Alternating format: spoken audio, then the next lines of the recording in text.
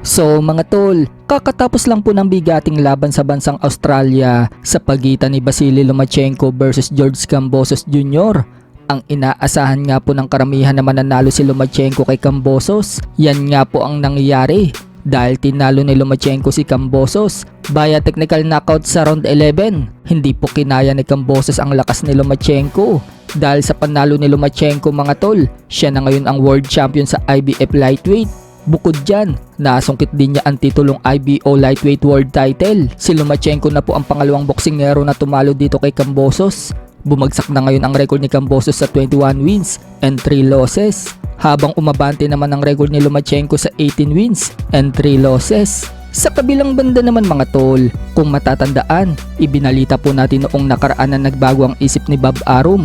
Si TJ Duheny na umano ang gusto nitong labanan ng bata niyang si Naoya Inoue na maaari daw ganapin sa buwan ng September. Ayon pala sa report mga tol, si Sam Goodman daw dapat ang lalabanan ni Inoue sa September. Pero ang gusto ni Sam Goodman, sa December sila maglaban ni Inoue. Kaya pumasok sa eksena itong si TJ Duheny.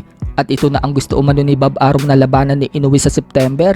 May rumor din nga mga tol na pwede din daw labanan ni Inoue ang number 1 contender sa WBA Super Bantam na si former world champion Murodjon Akhmadaliev na balak ganapin sa Wembley Stadium sa Riyadh season event.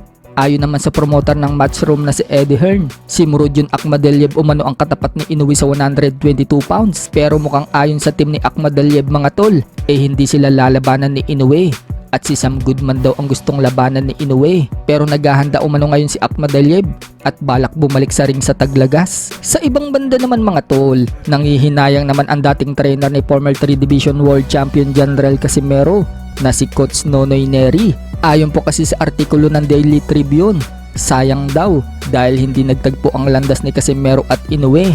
Naniniwala daw si Coach Nonoy Neri na isa daw si Casimero sa listahan niya ang boksingerong tatalo kay Inoue. Tulad umano ni Luis Neri na napagbagsak itong si Inoue sa round 1. Si Casimero din umano ang isa pang boksingero na magpapahirap kay Inoue. Hindi lang daw kasi malakas sumuntok si Casimero, matapang pa at sobrang agresibo.